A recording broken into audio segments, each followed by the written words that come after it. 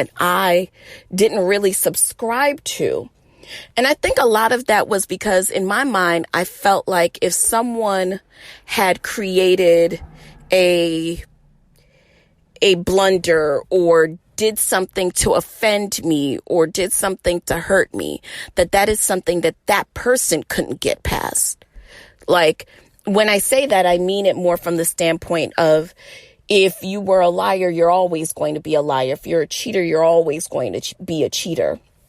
You know, it was almost like I couldn't, in my mind, I just believe that people are not redeemable. So there would be no reason to go back into another relationship entanglement with someone who has wronged you, right? Because people can't wrong you more than once.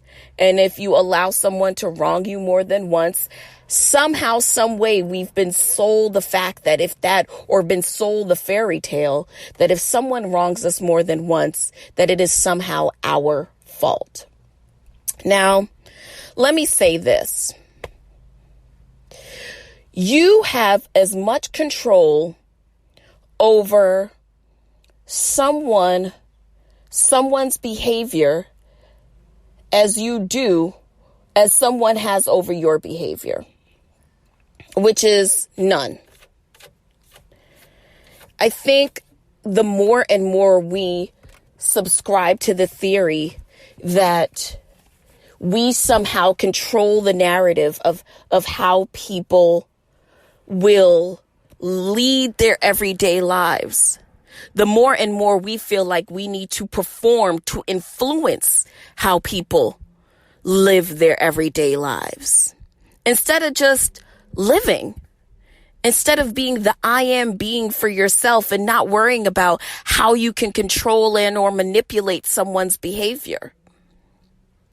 So in my mind, I thought to myself, there's no way that I could ever take someone back after they've wronged me. There's no way that I could allow someone back in my being after they've done me wrong. And don't get me wrong, there are definitely special circumstances in which there are some people who you have to acknowledge will never take accountability for their behavior.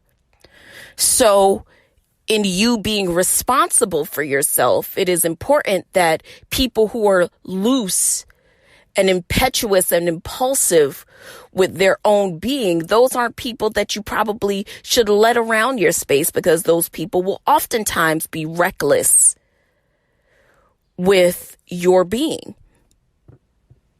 So don't get me wrong. I'm not saying that every time someone does something wrong to you, you need to forgive and also forget.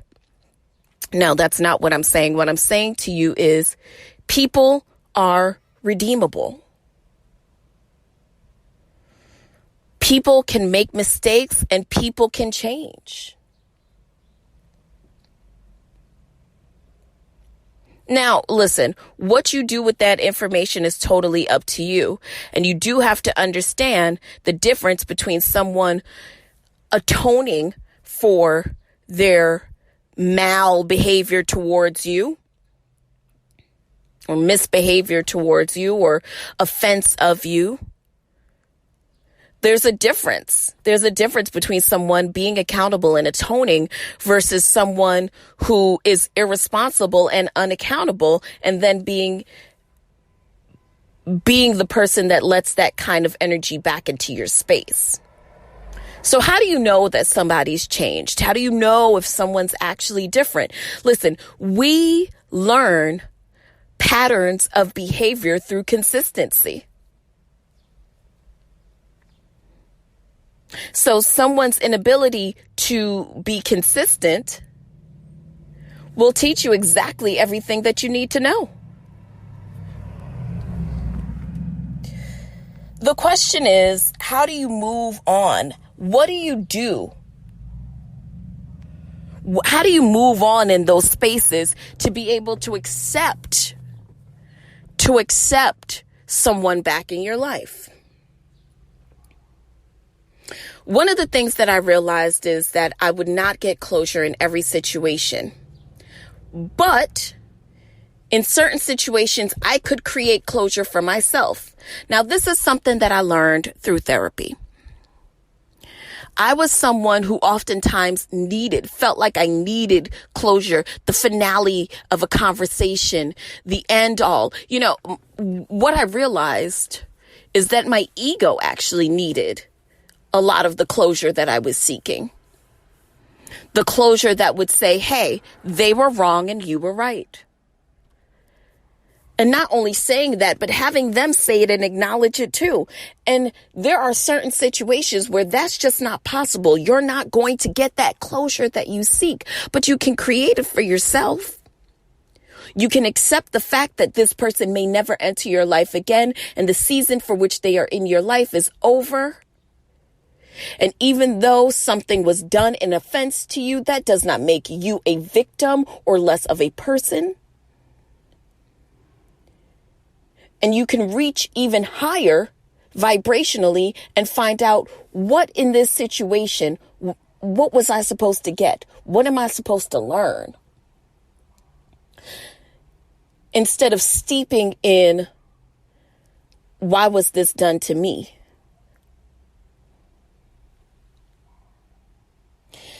The other thing that you have to understand is a lot of times what people do to you is not about you. Oftentimes our ego goes back into a latent, even pre-adolescent stage of thinking that every decision that someone makes, every bad that happens is because of us. They left because of me. They did this. He only treated me like this. One of the things that you have to understand about people's decisions, even in situations that involve you, oftentimes those decisions are not about you. More times than not, those decisions are about that person. Now, the unfortunate part is oftentimes decisions are like a ripple effect. It's like casting a pebble out into the sea. You just see it ripple out and out. That one ripple that you saw affects oceans and oceans away from you, and you don't even realize it. You just think that you're pouring out one little pebble into the water, and you're just looking at the little ripple that it made in that lake or in that river, not realizing that what you did was caused a shift. People are often made to be collateral damage in one's decision. And that is why it is imperative that with your decisions, you get conscious and you get mindful and you get present and you realize that even decisions that don't serve to hurt or involve anybody else oftentimes do just that. The other thing you got to understand is some shit just cannot fucking be explained. I can't tell you why we're going through what we're going through now. I don't have a reason. I don't know. I couldn't tell you why a baby died. I couldn't tell you why, you had to get cheated on. I don't know why your dad left. I don't know why your mom's a bitch. I don't know. Some shit just cannot be explained. I think sometimes we're very spoiled as humans with having an answer for everything. And how frustrating it is when we don't have an answer. Have you ever gotten into that bag when you don't have an answer for something? You're so angry. But I think part of acceptance is understanding that some things cannot be explained. Another thing you need to understand is some people won't apologize. Not because they just don't know how to, but just because they can't.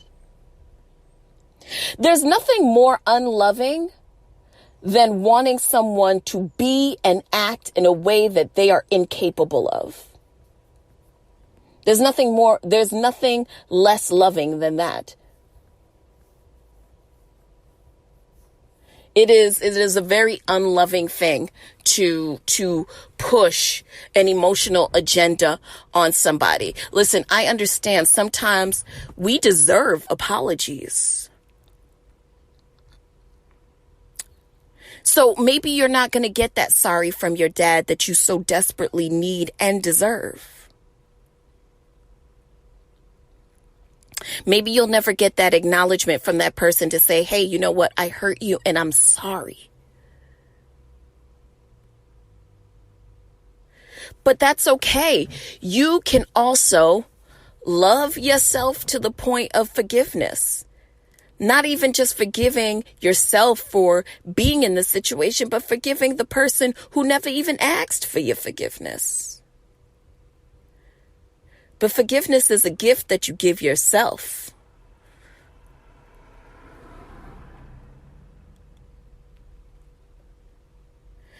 One last thing that you have to understand is that you cannot change people, no matter how much you think you need to change them. You cannot change people. Changing someone's behavior has to be a conscious self-decision.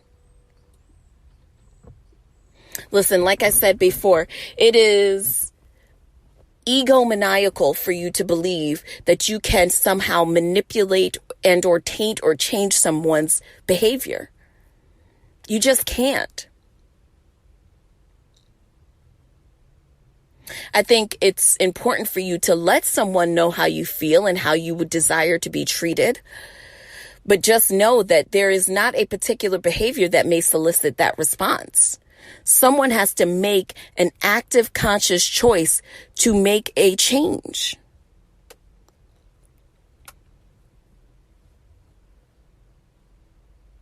So, if you are going to be accepting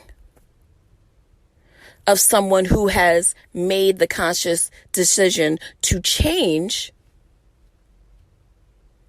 you've got to really allow for that room to exist. Because the belief that someone cannot change is also very binding.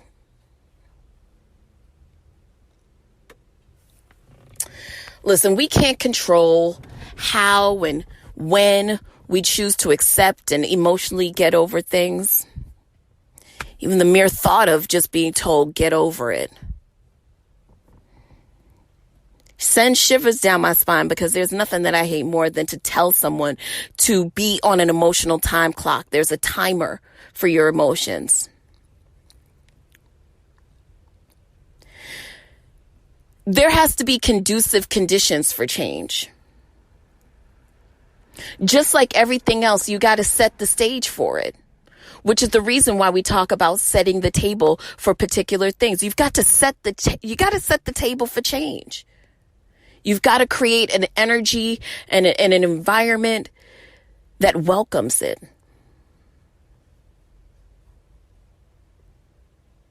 And that goes for everything that you want in your life. You've got to set the stage for these things. If you want success, you've got to set the stage. You've got to set the table for it. If you want love, you've got to set the table for it.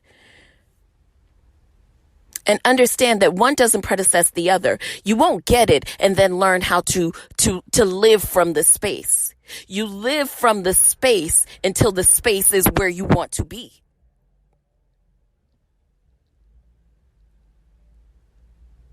You don't just throw the food on the table and then set the table after. You prepare the table to be an environment that is beautiful to accept a great meal. And that's how you have to think about life. You've got to set the stage for it to be the place where all of these things can exist. Change, love, success.